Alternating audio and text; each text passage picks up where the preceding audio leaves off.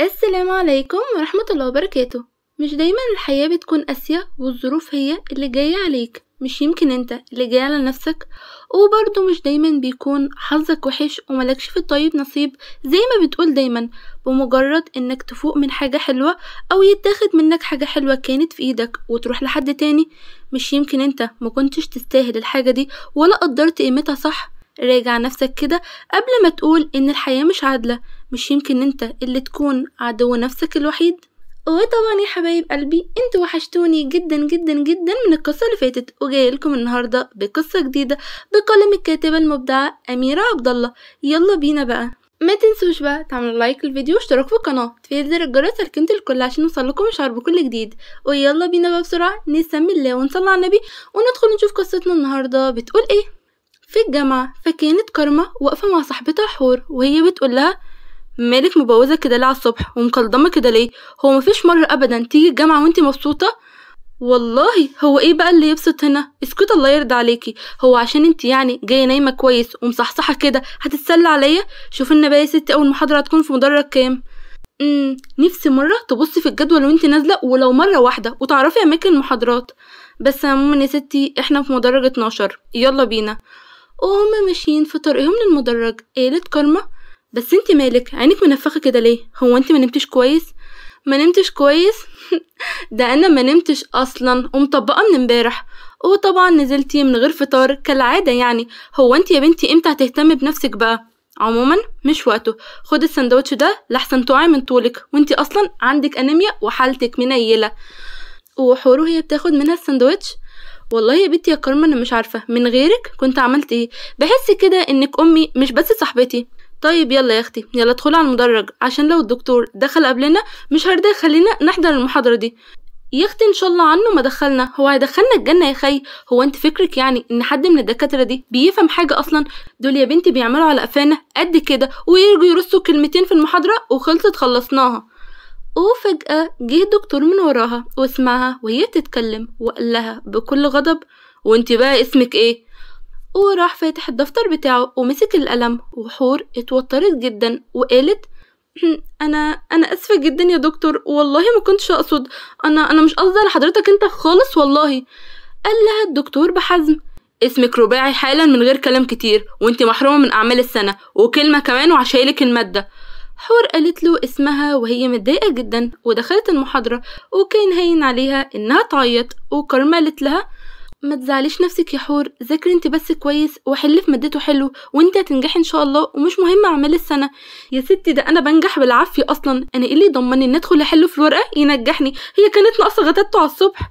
طيب اسكتي اسكتي، هو انت دايما كده مسحوبة من لسانك؟ اسكتي لحسن يسمعك تاني. خلاص على رأيك الحكاية اصلا مش ناقصة. وبعد شوية كانت خلصت المحاضرة وكانت حور قاعدة في مكانها وهي بتنقل حاجات من كشكول كارما. وقالت لها: الحقي الحقي يا حور، شوفي مين المعيد الجديد دخل اهو، شكله مش سهل ابدا وهيشد علينا كده من اولها، ملامحه بتقول انه شخصية صعبة. وحور رفعت وشها واتفاجئت لما شافته وقالت لها: يا شيخة تنيلي ده عيل ايه ده؟ وايه اللي حدفوا علينا ده؟ ان شاء الله انا قلت ان اليوم ده غلس من اوله. اعمل فيك ايه بس؟ اقص لسانك ده؟ الدكتور من شويه لسه حرمك من اعمال السنه، ده بقى معيد ولسه جديد وشكله كده غشيم، ممكن بقى يشيلك الماده ببساطه جدا. اسكتي بقى. مين ده اللي يشيلني الماده ان شاء الله؟ ده انا كنت علقته قدام باب الكليه والله. طيب انا لازم اقوم من جنبك خالص طول فتره المحاضرات، انا مش ناقصه مشاكل، انا عاوزه اخلص السنه دي بسلام، احسن اهلي هم اللي هيعلقوني. بس يا بت اقعدي هنا ما تخافيش، ما يقدرش يعمل لنا حاجه والله. كارما ما ردتش عليها وراحت وقعدت في مكان تاني.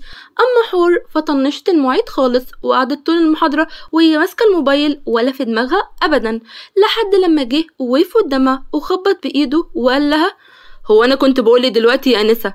وحور اتخضت وقالت له: ايه ده؟ هو في ايه؟ في حد يخض حد بالشكل ده؟ افرض جبتلي سكتة قلبية دلوقتي. احنا اسفين يا فندم على ازعاج حضرتك وانتي قاعدة في المحاضرة وفاتحة الفيس. وراح مزعق لها وقال لها: اطلعي بره.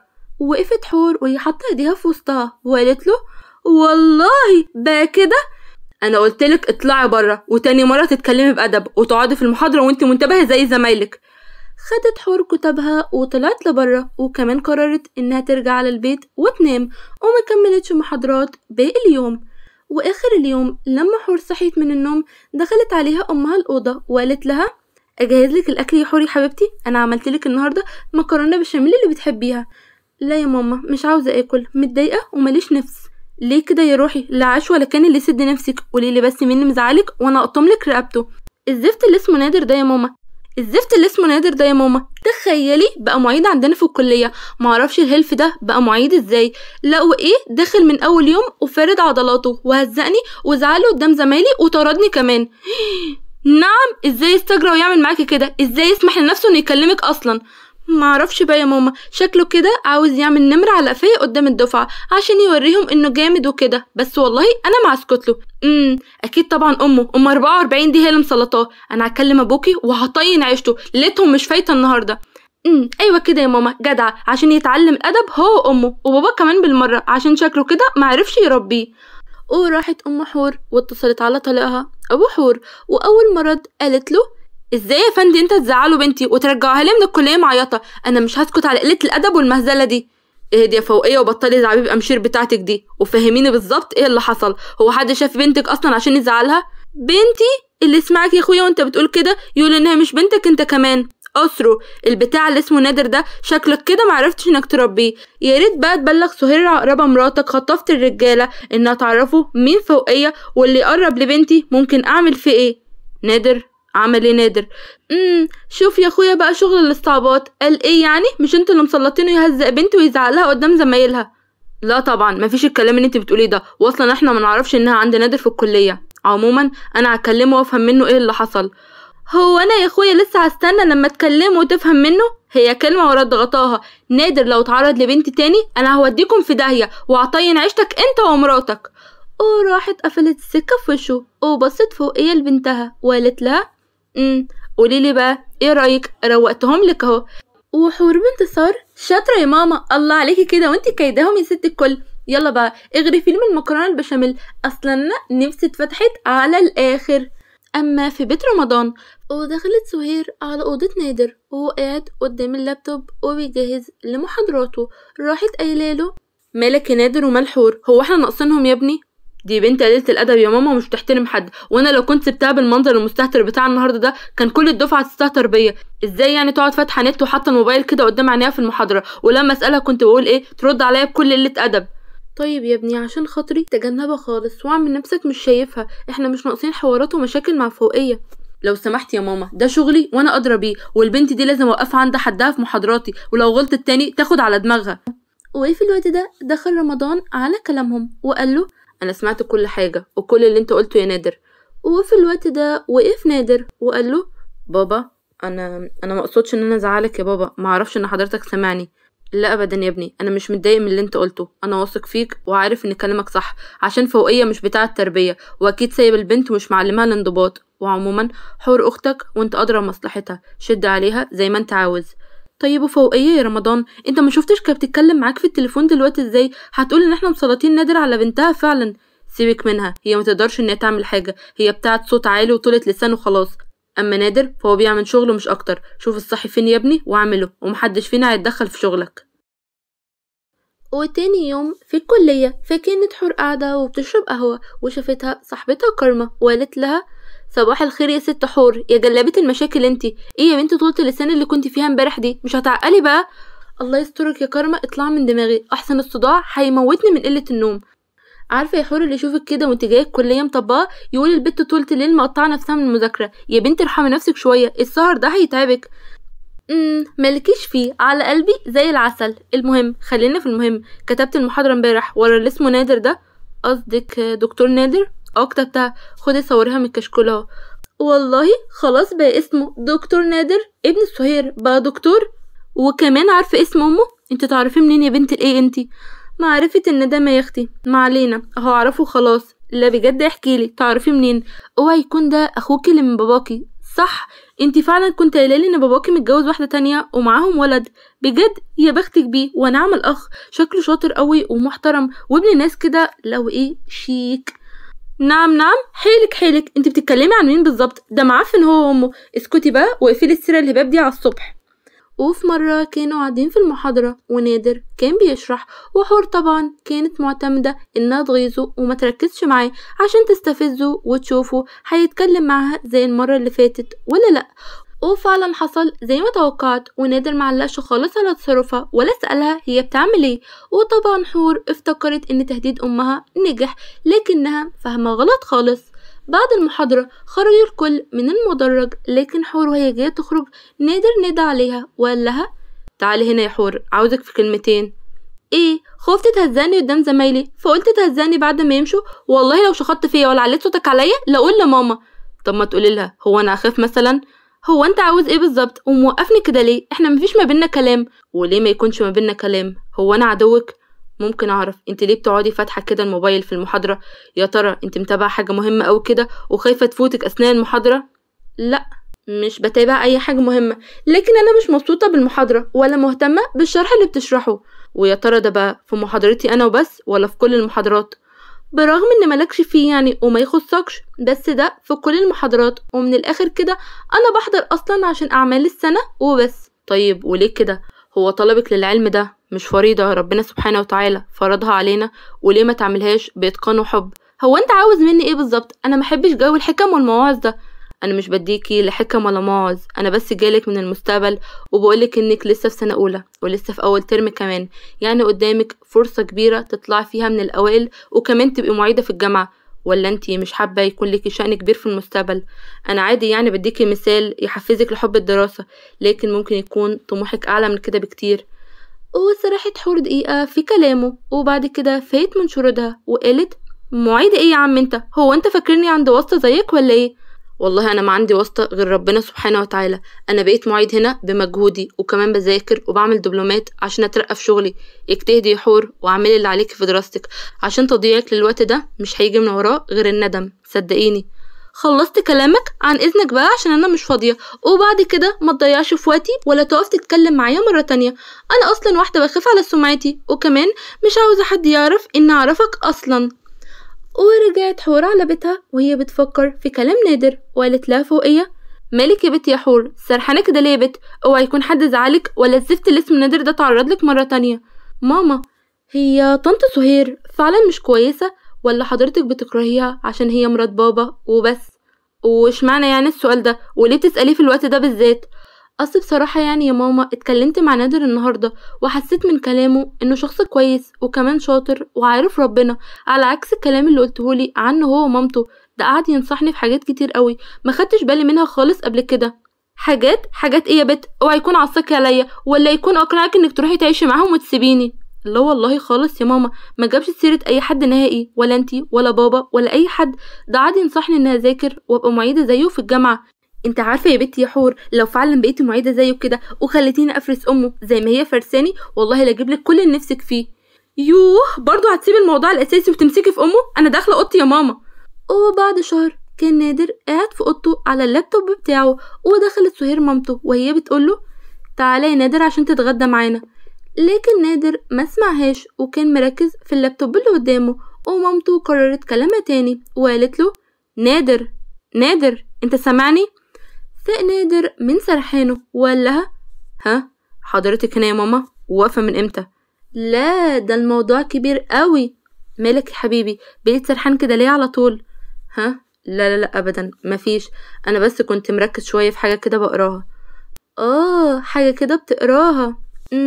طب قولي ايه اخبار الكليه؟ كل امورك تمام وكويسه؟ يا ماما الحمد لله. اسكتي يا ماما، على سيرة الكلية، مش حور بقت ملتزمة جدا وبتحضر كل محاضراتها؟ يا سلام، بجد والله؟ والله، وكمان بقت تقعد مركزة في المحاضرات، خصوصا المحاضرة بتاعتي، وتقعد تكتب كل حاجة بتتقال، وحقيقي اتغيرت 180 درجة. يا شيخ. وايه كمان؟ مالك يا ماما؟ هو انتي بتتريقي؟ لا ابدا، وهتريق ليه؟ بس انت مش ملاحظ اهتمامك الفظيع ده بحور؟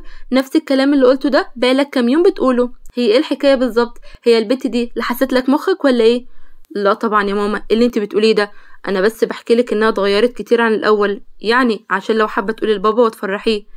ماشي يا اخويا هفرحه، يلا بقى عشان نتغدى، ويا ريت تخفي من كلامك عنها شويه وركز في شغلك بدل ما انت مركز معاها قوي كده. وبفكرك تاني يا نادر وللمرة المليون ما تختلطش بالبنت دي، احنا مش ناقصين وجع دماغ، دي شر زي امها. وفي يوم كان نادر واقف من بعيد ومستني حور وشايفها وهي واقفة وسط زمايلها وبتشوف النتيجة، وبعد ما خرجت من وسط زمايلها راح عليها وقال لها امتياز صح. نادر انت واقف كده ليه وبتعمل ايه؟ كنت واقف عشان اشوفك كنت بتجيب النتيجة بتاعتك وباركلك على الامتياز. طب وانت عرفت منين ان انا جبت امتياز؟ انا عارف النتيجة من امبارح، وكمان قلت اسيبك يعني تفرحي بيها ما تشوفيها بنفسك. اتفضلي يا ستي هديتك اهي.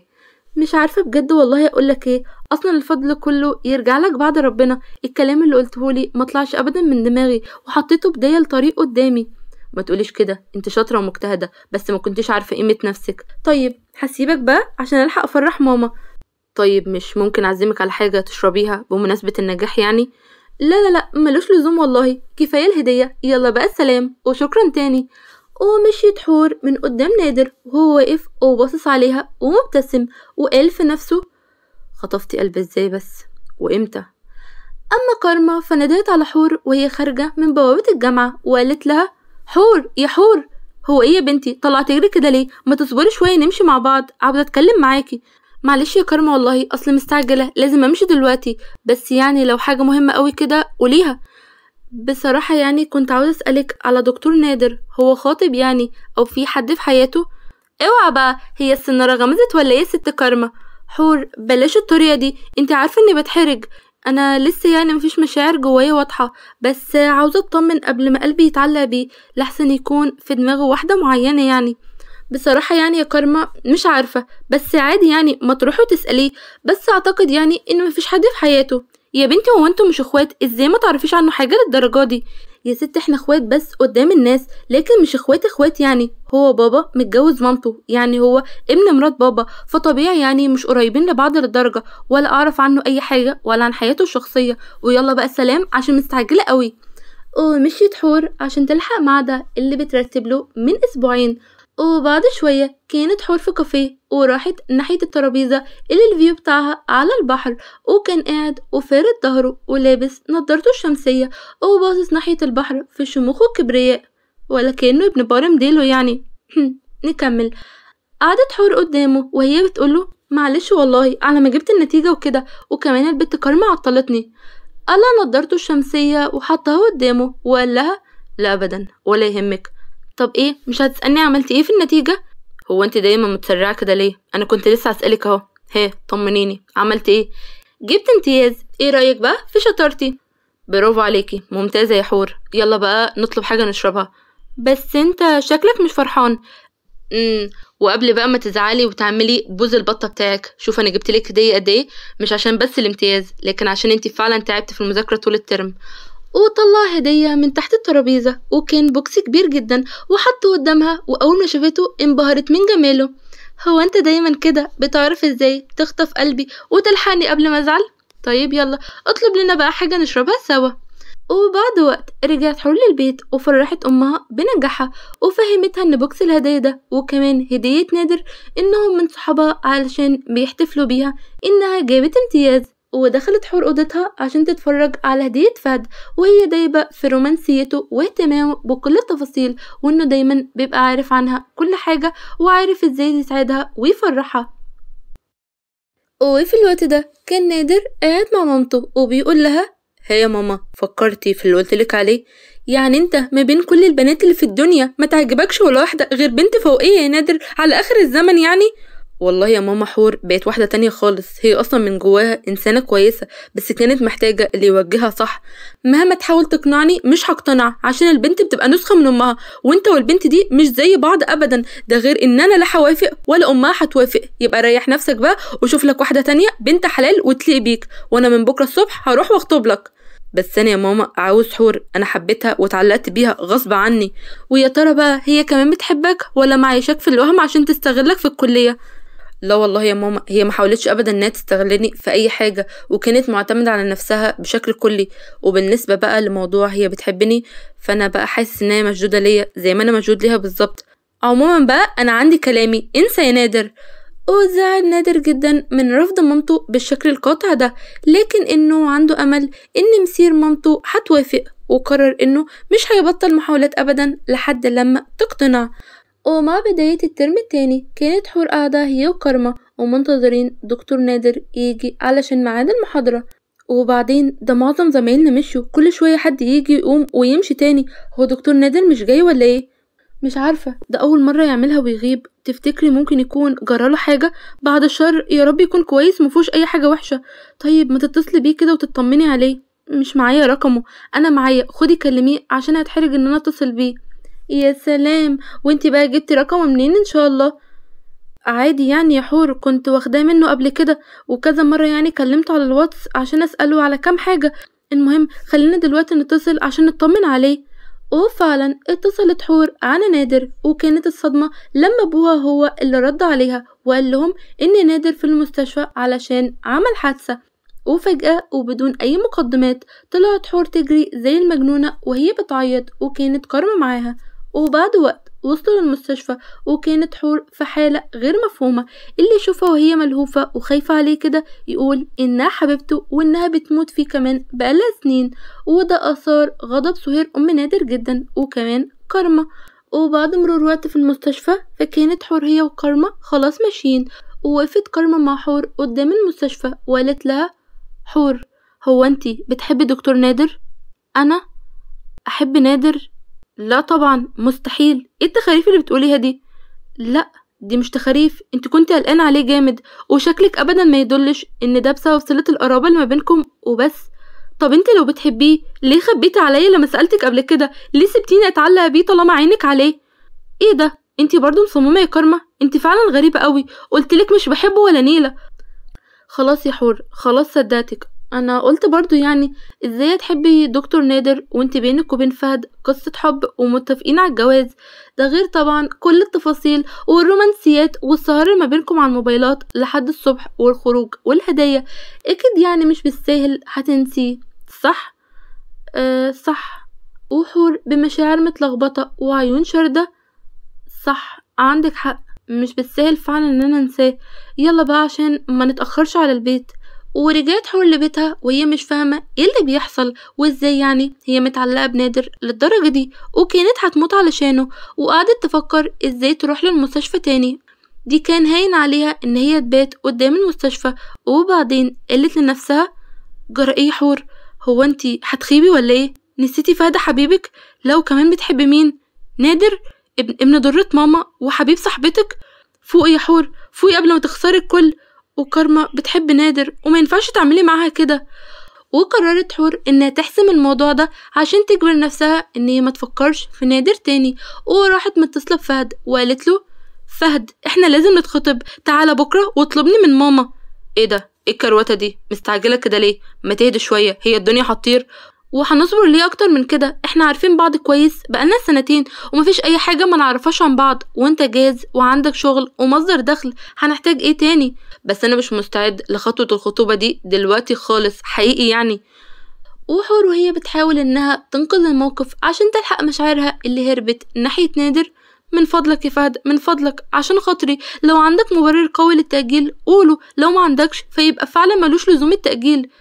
مالك يا حور، انت متسربعة على ايه؟ ولا تكوني يعني عاوزة تدبسيني وخلاص؟ ادبسك؟ ايه الكلام اللي انت بتقوله ده يا فهد؟ هو احنا بينا الكلام ده؟ طيب بص كده بقى عشان نبقى على نور، انا ماليش في جو الخطوبة والتدبيس والحوارات دي، استعجالك ده لوحده مشككني فيكي، لحسن تكوني عاملة وعاوزة تدبسيني فيها. ايه اللي انت بتقوله ده؟ انا مش مصدقة. اما لو مش كنت عارفني كويس؟ ما علشان انا عارفك كويس بقول كده، لانك يعني زي ما عرفتيني اكيد عرفت غيري، ومش بعيد تكوني مشيتي مشي بطال وعاوزة تلبسيني انا العمة. اخرس خالص، قطع لسانك، انا ما كنتش اعرف انك حقير بالشكل ده، وحسك عينك تكلمني مرة تانية. وراحت حور قافلة السكة في وشه وقعدت تعيط على كل دقيقة ضيعتها في حبه، لانه طلع انسان زبالة وبيتسلى بيها. وكانت بتتمنى لو تكون حافظت على قلبها طاهر عشان تستاهل واحد زي نادر، لكن رجعت تتراجع على كل أفكارها دي عشان خاطر صاحبتها، وقررت إنها تنسى نادر تماما. وفات شهر ونص وفي محاضرة دكتور نادر بعد ما رجع من الإجازة، وخلصت المحاضرة وأثناء ما الكل طالع من المدرج وقف نادر وقال لحور: حور ازيك يا دكتور نادر، وحمد لله على سلامتك. الله يسلمك، بس مالك بتتكلمي كده ليه؟ هو انا زعلتك مني في حاجه؟ لا ابدا مش زعلانه، بس وقفتنا دي ملهاش اي داعي وانا مستعجله وعايزه امشي. ولسه حور بتلف وشها علشان تمشي مسكها نادر من ايديها وقال لها: مالك يا حور؟ اللي يشوفك كنت خايفه عليا وبتيجي تزوريني في المستشفى كل يوم ما يشوفكيش دلوقتي، هو انت بتتعاملي معايا بالطريقه دي ليه؟ ايه اللي غيرك؟ حور وقلبها اتعاصر من الحزن لانها افتكرت صاحبة عمرها واللي بتحب نادر وانها ما تستاهلش منها انها تجرح قلبها وتخطف حبيبها. قامت ردت عليه وقالت: هو انت عاوز مني ايه؟ عاوزة اتجوزك. انا بحبك يا حور، عاوزة اتجوزك فعلا. توافقي تتجوزيني؟ وافقي، وانا وعدك ان انا هقنع والدتي ووالدتك وهعمل المستحيل عشان نكون مع بعض، بس انتي وافقي. حور والدموع كانت متجمدة في عينيها من كتر الحزن. مش هينفع، للأسف يا نادر مش هينفع. أرجوك ما تحاولش تتكلم معايا تاني أبدا في الموضوع ده، أنا وإنت ما ننفعش لبعض. وسابته حور وطلعت تجري ودموعها بتسابق خطوات رجليها في الجري لحد لما وقفت على مسافة من المدرج وهي واقفة وبتنهج من كتر العياط والجري. وفجأة حست بإيد بتطبطب عليها واتخضت، لكن رجعت اطمنت لما لقيتها كارما. ما كنتش أعرف إنك بتحبيه للدرجة دي يا حور. انا سمعت كل اللي دار بينك وبين دكتور نادر وعارفه انك بتحبيه. قلتلك قبل كده يا كارما، قلتلك ان انا مش بحبه ولا حاجه، نادر ده في مقام اخويا. ما تكدبيش عليا وعلى نفسك، انا عارفه الحقيقه، وللاسف كنت بحاول ان اتجاهل الحقيقه دي، لكن ما ينفعش. نادر بيحبك انتي وعمره ما هيحبني، وده اللي لازم افهمه كويس عشان ما اظلمش مشاعري ولا حتى اظلمك. روحي يا حور، روحي قوليله انك موافقه تتجوزيه. لا طبعا، مش ممكن اعمل كده، انت صاحبة عمري ومستحيل ان انا اخسرك. اوعدك ان احنا مش هنخسر بعض ابدا، كفاية ان عرفت انت قد ايه بتحبيني ومش عاوزة تخسريني. لكن يا حور، الحب مش بالعافية، ومش هعلق نفسي بانسان مش شايفني. اكيد ربنا هيعوضني بشخص بيحبني ويبقى حب من طرفين. ما تصعبهاش على نفسك يا حور، وروحي وقوليله، وصدقيني انا هفرحلك من كل قلبي. انت صاحبتي واغلى حد في عمري. وحضنتها حور وكأنها ردت فيها الروح من تاني، وطلعت حور تجري علشان تلحق نادر قبل ما يمشي، وبلغته بموافقتها على الجواز. وبعد محاولات معقدة شوية في إقناع الأهل، نجحوا أخيرا في مهمة إقناعهم. وكارما عشان إنسانة كويسة ومخلصة ربنا عوضها بإنسان خلوق ويقدر حبها، وكانت خطوبتها بعد خطوبة حور بأسبوع واحد. وكده بقى نقدر نقول ستوب، خلصت قصتنا. اتمنى ان هي تكون نالت عجبكم، وما تنسوش بقى تعملوا لايك للفيديو واشتراك في القناه، في زر الجرس على كلمه الكل عشان يوصلكم اشعار بكل جديد. دمتم في حفظ الله ورعايته، مع السلامه.